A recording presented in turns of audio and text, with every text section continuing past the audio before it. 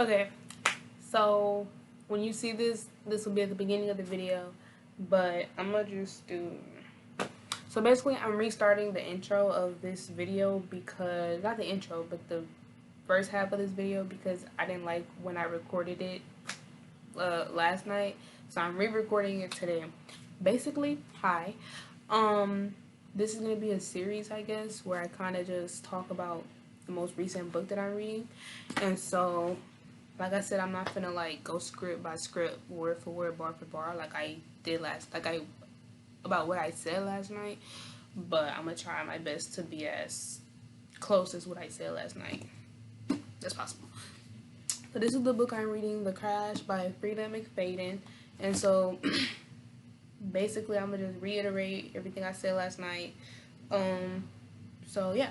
So basically this book is about a pregnant woman who got in a crash, and so a couple helped her out. And so I guess she's really just trying to figure out if it was a mistake or not, she's gonna die or what. So that's basically the plot. So this half of the video, this proportion of the video is gonna be basically me describing the background. So the background is really just chapters 1 through 10, and then the meat of the story is chapters 11. Not the meat, but like the beginning of the story is chapters 11 through 19.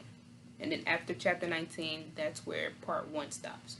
So this book has 4 parts. So I'm gonna make 4 videos, upload 4 videos, and then that'll be the book. So yeah, this is part 1, but chapters 1 through 10, and then the next clip you see will be chapters 11 through 19. So basically, it's this woman named Tegan. She's pregnant, 8 months pregnant, and she's really poor, right? So she has this thing going where she's trying to, I guess, settle for like a lot of money. And so this settlement is basically not a bribe, but it's basically like hush money, right? Is that what it's called? Hush money. So basically she had a one-night stand with this man. I guess the man's really wealthy, and he didn't want word getting out that he had a baby with the woman. But it's like an affair, I guess, because he has a wife and 2 kids. So he didn't want word getting out that, he got another woman pregnant. So he wants Tegan, the main character, to sign some type of contract where she can't tell anybody, not even the kid once she's born. She can't tell anybody about the fact that the baby is his. If she does, he can sue her. And if she signs that contract, she gets a load of money that'll set her and her baby up for life, right? And she's an aspiring nurse, so she also wants to be a nurse, but I don't think she's in nursing school yet. So yeah, that's the concept right now for chapters 1 through 10. Basically, there's another guy. His name is Jackson. He's an attorney, and then Simon is the man that got her pregnant. So Simon and Jackson kind of work together, that attorney. And so Jackson kind of comes by every once in a while, helps her out with money, gives her money, and he also helps her out with the contract. You know how contracts be having like hidden things in it, and people don't be reading it, so then you just sign your life away or something, and you just can't really do anything about it because you already signed it. So he helps her read, through everything, and you shouldn't accept this, or you should take this off the list, or something like that, however contract works. So that's what he was pretty much there for. So that's been going on for a while, I guess, maybe a month or so. And so now the day comes where she meets Simon, the baby daddy, for the first time in 8 months. So she has not seen him since he got her pregnant. So this will be the first time she's seen him, and this is the day that she signs the contract. Everything will be finalized. She get her money, she can have her baby, and everything will be fine. So he comes, but he's really, really cold. He's really cold. He's really like mean, and like, how you probably would expect someone that's trying to shut you up to be. So he comes in, blah, blah, blah, blah, blah, and then it comes time for her to sign the contract. But I guess he like steps close to her or something. I don't know if he like sits close to her or what. But whatever he does, they're in a close proximity, and that gives her the ability to smell his cologne. So basically the cologne that he was wearing at the time is the same cologne that he had on the night that they met. So, sorry if you could hear a baby in the background. But, so yeah. So when she smelt that, memories started flooding in. And so, long story short, that night was not a one night stand. It was an assault. She got R-worded. I'm just gonna say assault from now on because I think it's easier to say that than R-word. But she got R-worded, which is why she couldn't remember anything from that night until now. So once she came to that conclusion, she like shouted it, or she like accused him of it out loud. And so then I guess the attorney, she kind of liked the attorney, I think she liked Jackson, the attorney. He was really nice. I guess she found him cute. So, she kind of started feeling him. So she accused Simon of the R word. And then she like ran to the bathroom or something, and then Jackson came to check on her. So she's like, "Don't you believe me? He did this, he did this." And then Jackson's kind of like beating around the bush. Like, he's not straightforward on whether or not he believes her, but by the way that he's speaking, we can all pretty much tell that he doesn't believe her. So he's like, "Yo, you just gotta sign these papers, or else, you should just do it. No matter what you think he did, just sign the papers." So the fact that he said think shows that he doesn't believe her. Because what do you mean think? She knows that he did what he did. So once she came to the conclusion that Jackson, someone that she started to rely on, or, trust, once she realized that he wasn't on her side, she was like, oh my gosh. So she left the bathroom. She told Simon, "Oh, I'm going to go to the police. I'm going to tell the police about you." And she legally can do that since she didn't sign the contract yet. And so he's like, "Just sign the contract. Like, don't know what she's talking about. Just sign the contract." And so she was like, "No, I don't want to sign the contract." Because she was thinking about, oh, what if in the future the same thing happens to my little girl that's growing in my belly? And it's like, yeah, I get that, right? But whether or not you take this money or not, your daughter could still go through the same thing that you did, right? But I get where she was coming from, in her position. So she didn't take the money. He ripped up the contract. He threw it in his case. Simon and Jackson left. So she didn't sign the contract. She not getting no money. She's still dirt broke. And I think she fumbled, but from a victim's POV, I 100% get why she didn't take the money. Trying to get justice for herself and other women that could have possibly went through the same thing as her with Simon. So, a few minutes or moments later, her brother calls. Her brother's the only person it seems like she has in her life. They have a good relationship. So her brother calls and he's like, "Ooh, you got the money," because he knew about the settlement. He's like, "Ooh, you got the money," and then she's like, "No, I didn't." So she doesn't tell him about the fact that she came to the conclusion that she got R-worded. She doesn't tell him that. I think she planned to tell him that over in person, not on the phone. So he's like really worried about her, and he basically just says, "Okay, well, just come over, spend a few days, weeks, whatever here, till you have the baby, or however long you need." And yeah, so they live in Maine, and her brother lives like up north, I think. He like works at a ski resort, so something like that. So she's like, "Okay, you know what? That sounds like a good idea. I think I'm gonna do that." So she packs her bags, everything. She set out to leave in the morning, but instead of leaving in the morning, she left in the evening because she decided to pick up an extra shift. She works at a grocery store, so she decided to pick up an extra shift. And it's like, okay, I get that. You're finna go on vacation. You really need the money, so get as many shifts as you need. But that shift costed her life. So yeah, so since she had to take on that shift, she didn't get to get on the road to her brother until like later in the day. So when she finally got on the road, her brother called her. He's like, "ETA, ETA." She's like, "I just got on the road. There is no ETA. I just got here." But she approximated like 90 minutes since it was like pretty much snowing outside, so the chances of people being on the road was pretty low. So yeah, she's like, "I'll probably be there in like 90 minutes. Maine is small. I don't know." So this is like maybe chapter 8 through 10 where things start getting like, So she's driving, listening to some music, cool. Jackson calls, the attorney. So he calls and he tells her, "Yo, where are you? We need to." I don't know why I'm saying yo. They not talking like that, but he's like, "I need to talk to you. Where are you? I need to talk to you now." And she doesn't necessarily tell him that she's leaving or that she's not at home. She kind of is just really defensive because she's obviously mad at him for not believing her story, or, you know, about what happened to her. And he eventually says Simon called the police, or Simon told the police, or something like that. So while she's driving, I guess she tries to like brake, but it doesn't work because of the snow and stuff. So she crashes, and when she crashes, the line goes dead, so she can't talk to Jackson no more or nothing.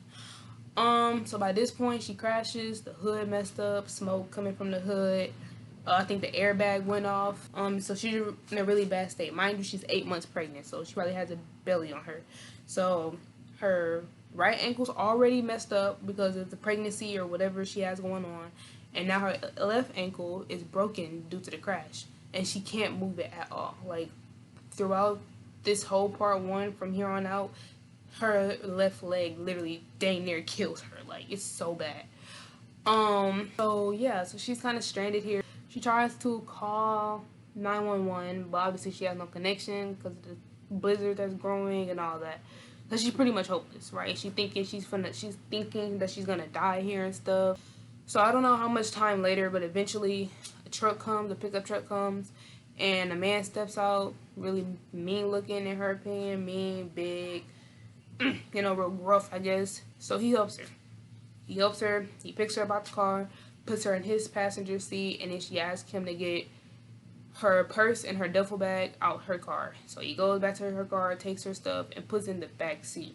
Make note of that. He puts her stuff in the back seat while she's in the front passenger seat. So they drive, and then she realizes that he's not driving back on the main road to a hospital. He's driving to deeper into the woods. So she's like, yo, I need to go to the hospital.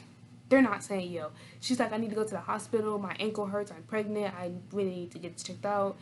And she's like pretty much just nagging him for the most part. And then he eventually parks the car, tells her like, yo, we can't try to go to the hospital because it's literally snowing. And if anything happens to either one of us, we're out of there. So she was like, you know what, that makes sense. All right. So she settles, lets him drive her to the crib. So he pulls into this cabin, I guess, remote cabin. He goes inside, gets his wife, comes back out with the wife, and then they bring her in. So this is the end of chapter 1 through 10. So this next clip should be chapters 11 through 19, and then that'll be the end of part 1. Hopefully the next clip is picking up correctly. Okay, so it's the last day of school. Well, school's over, but it was the last day of school today. And so I like to change the scenery. I like this. And so this is part 2 of, or not part 2, but the second clip of part 1 of the crash. So now that I'm not in bed or anything, I can actually show y'all the book. Freida McFadden, The Crash. So I don't really know where I left off on the last thing, but okay, yeah, I do. So I make it to the cabin, which is his crib. He goes inside, tells his wife about her, and then they both come outside and bring her in. So they sit her on the couch, and they're kind of just talking. So the wife her name is Polly, and the husband, his name is Hank. So Polly and Hank. So yeah, they talk a little bit. I don't remember what they talked about, but they talked a little bit. And then they're like, I think Polly was like, let's take you to the basement.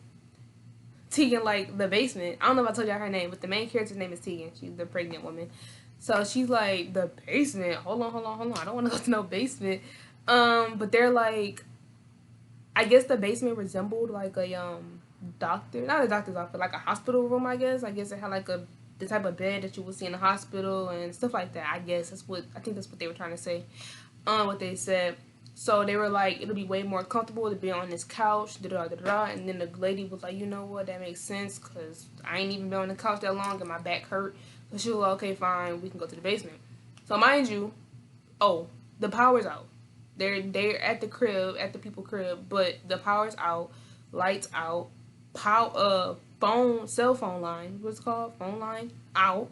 So, you know, not really the best situation. It's kind of remote. So yeah, when they get downstairs, it's really dark except for the flashlight that Polly, the wife, has. So yeah, they put her on the bed, and yeah. So for the next 9 chapters, it's pretty much all in the basement, and it's all basically just Polly coming in, taking care of Tegan, and then leaving. So, but obviously there's like things in between that.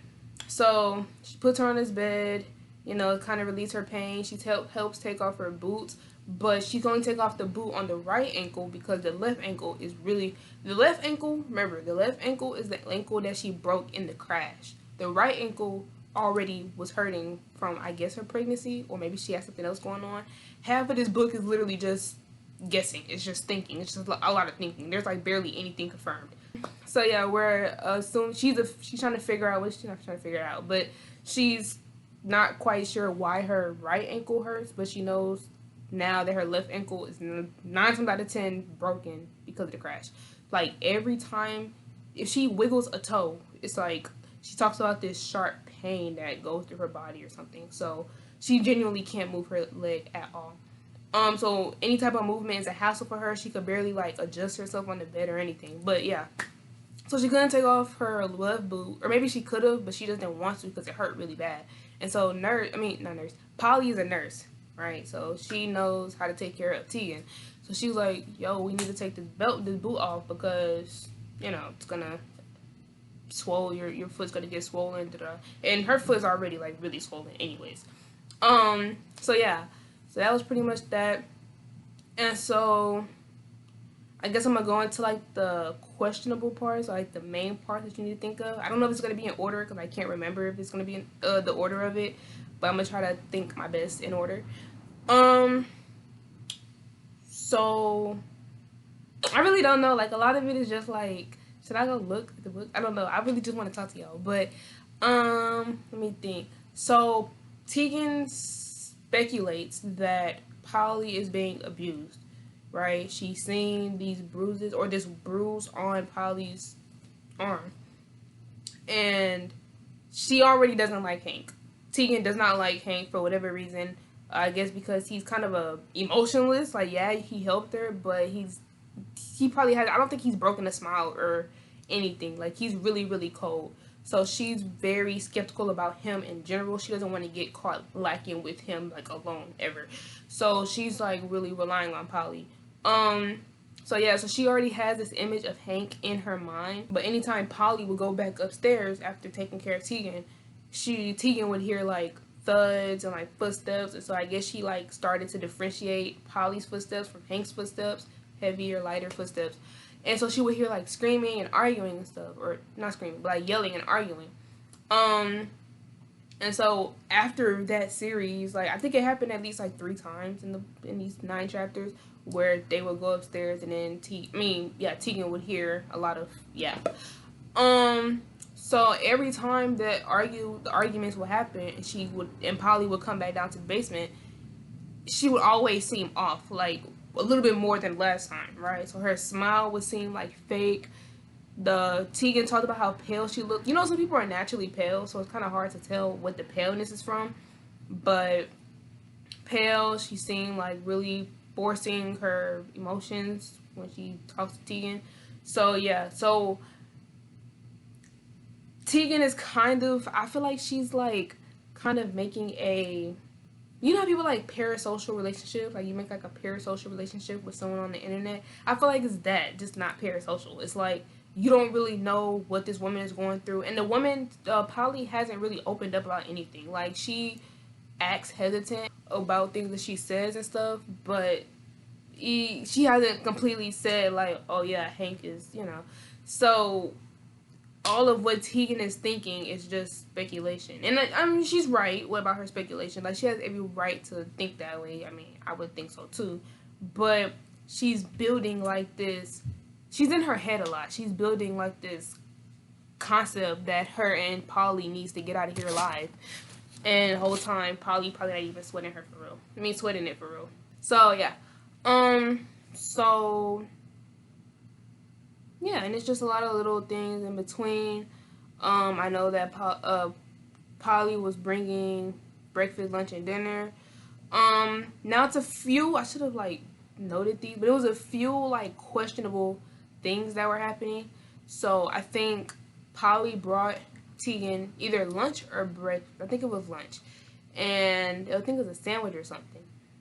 And so while Tegan like ate the sandwich, they were playing like a card game or whatever. And so Tegan quote unquote won, but Polly was like, "You didn't win. The ace isn't higher. The ace is lower." And then Tegan was like, "Well, where I play it at, the ace is high and low." Da da da da.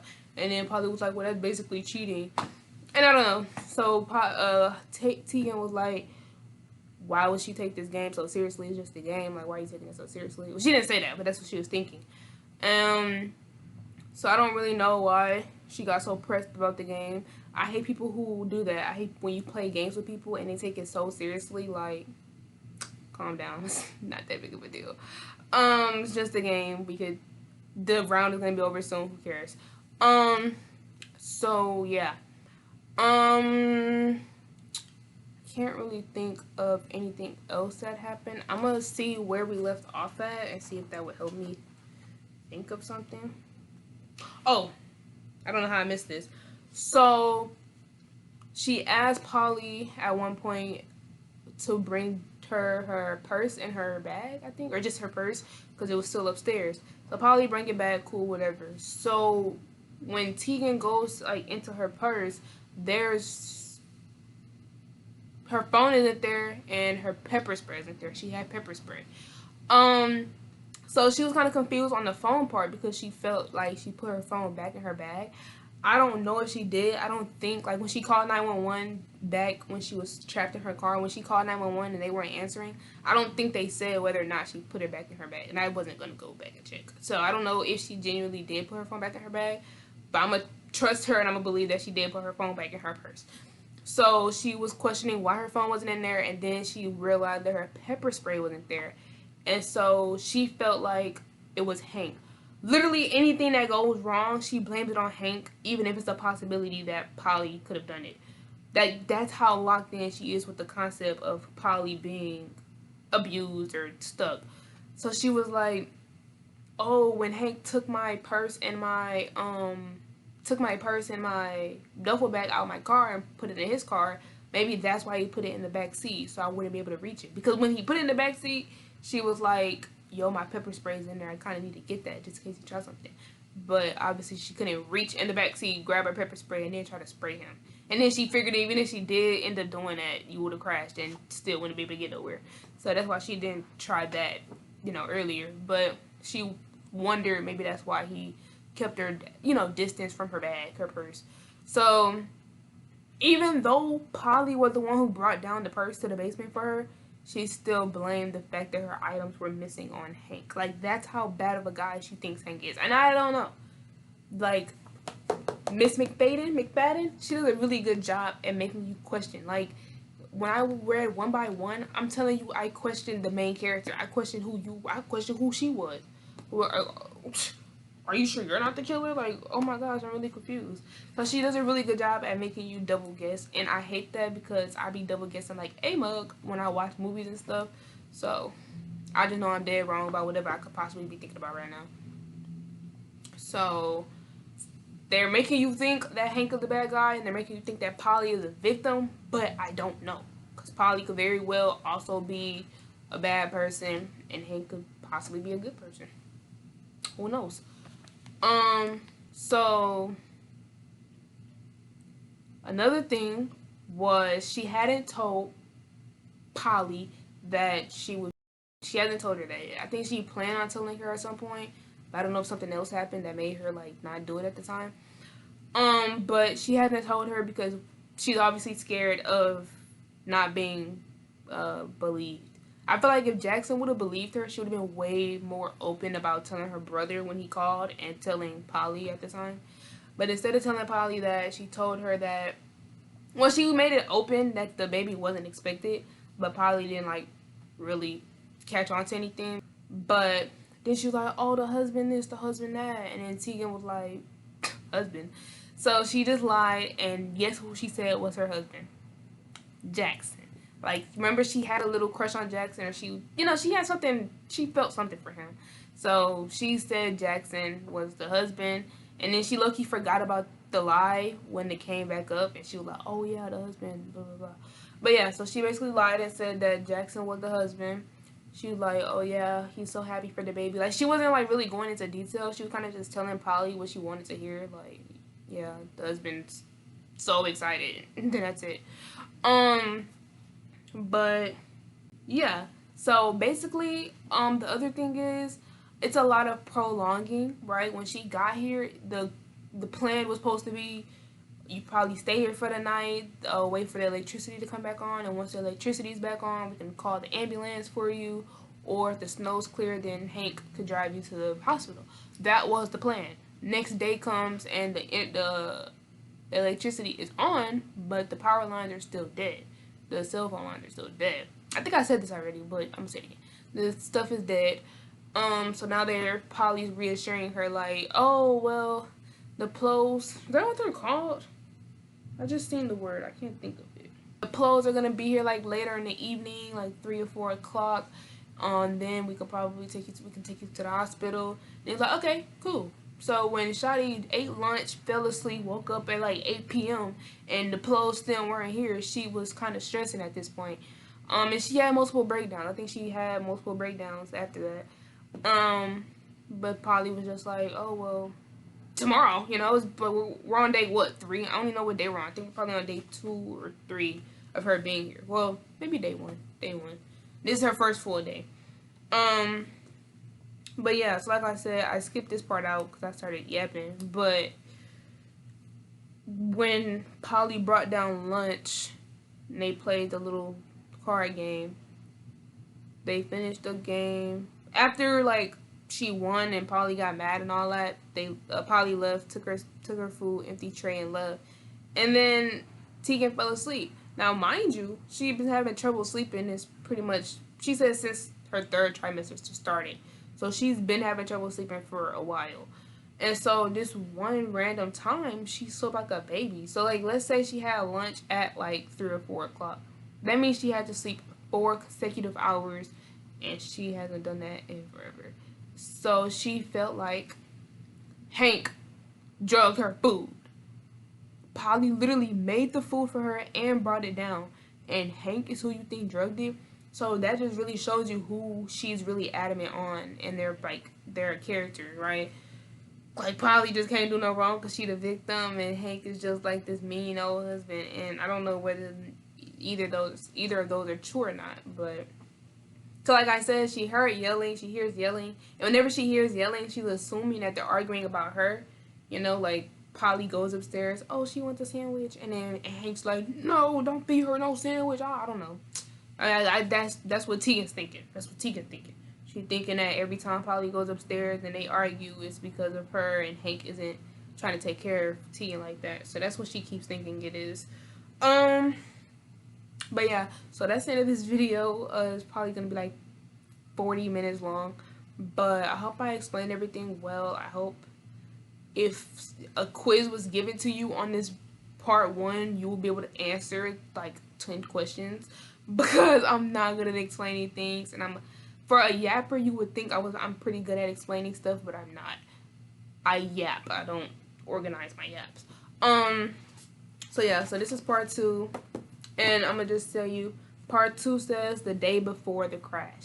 So this is the one thing I don't like about her books, is the time. The time throws me off. Why are we going to a day before the crash?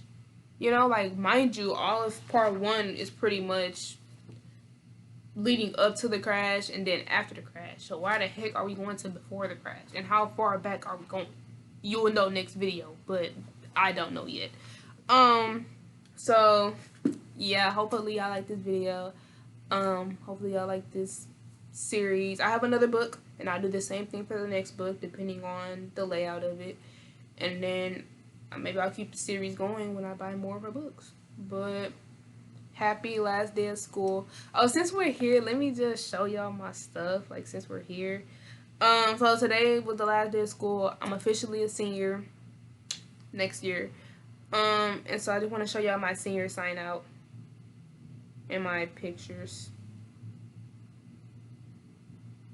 It's so cute. Oh, and then I have more good news. I made it into chamber. I made it into chamber, guys. Only me and my stand partner made it into chamber, and I kind of feel bad because I feel like, I'm not saying I don't deserve it, but I'm saying I feel like 2 other people probably deserve getting into chamber, but I never heard them play, so I don't know how well they played. But I heard how I played, and I just really wonder how the other people played for them to not make it. But I trust my teacher's judgment.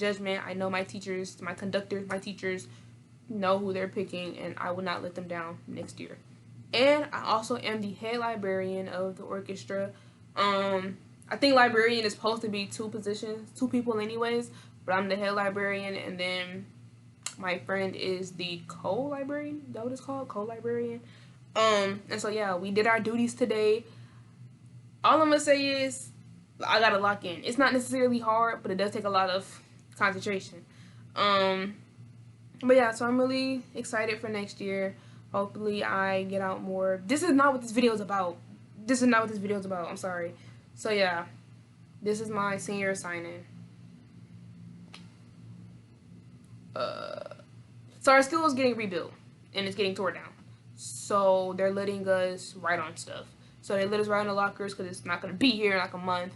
And yeah, so that's why that's happening. Here's me. I know you can't see these pictures. It's okay. I'm not showing y'all that picture. Then this is me signing it.